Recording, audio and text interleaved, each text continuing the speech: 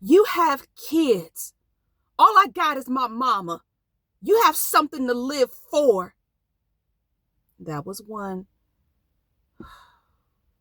thing that a female has said to me as we, just talk. Not a client, of course, but someone who I care about very dearly. And that's one of the stories that stays on my mind a lot. And here's another one. I pulled up to the Kingdom Hall late that night, and I just could not go inside. And my kids said, Mama, we don't want to go inside either. And I was done. I said, that's it. I'm talking about women being gaslit away from the Kingdom Hall. Now, this is something that happens to women in every religion, right? Right? It does. It does. And this is so horrible what individuals are going through, and that they don't have a space to heal, to be heard, to be believed and supported. And from my own journey, that is why I created the Facebook group, Sisters Living with Religious Trauma Syndrome, because I have religious trauma syndrome. Even in my own journey, right? A mental health professional, survivor of domestic violence herself, working so hard to help me understand you have to break it apart. What your ex did to you is one type of abuse. What the religion did is another. You are hurting yourself. She said you are electrocuting yourself every time you go to the Kingdom Hall. You have to step back and allow yourself to heal. You're hurting yourself. And I said, this is silly. If a person has to step back, then where do they get support? If the first thing I have to do is step back and stop going, what's my next move? What I've just shared for you are a few big reasons why this Facebook group that I created exists.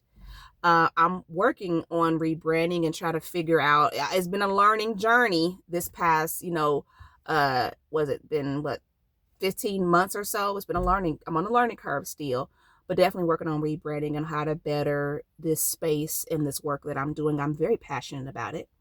Thank you for everyone who has supported me on this journey and people who have reached out to me for support. It has been nothing but my pleasure to help people who are inactive witnesses, active witnesses, disfellowshipped, identify as XJWs, and people who are not even Jehovah's Witnesses, men and women.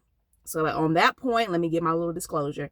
If you didn't know, I'm Myra Cassidy, religious trauma recovery coach, actress, and writer. And no, I do not represent the Worldwide Association of Jehovah's Witnesses. Yes, I am an active witness. I am a PMO. If you've been watching my channel, you know exactly what that's about. And if you have questions about what it means to be a PMO, reach out to me.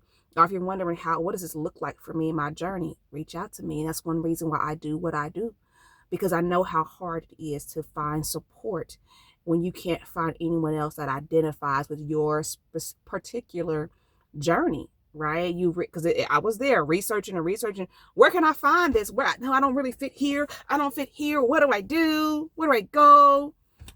So from that, of course, I am a coach. I'm not a therapist. And this channel is called Sisters Living with Religious Trauma Syndrome. Join my Facebook group if you can identify with what I am saying. If this has been your journey, if you get it, reach out to my Facebook group. JW, it says JW Sisters Living with Religious Trauma Syndrome. It is a support group and is there to help women through this difficult time. And in the religious trauma world, what is called is deconstruction and reclamation. You need a safe space to step back and figure out, okay, what has happened to me? What do I want to do? Now, and I've had that, people have come into the group and decided that this is not for them and they've left. You know what I mean? The whole point of what I'm trying to do is help women land safely, because it's terrible when you don't know what's happening to you. You don't know what's happening to your body. And now you're acting out in maladaptive behaviors, because trust, the predators are going to prey, right? So those men or people are going to prey on you because you're in a vulnerable state and things happen, right?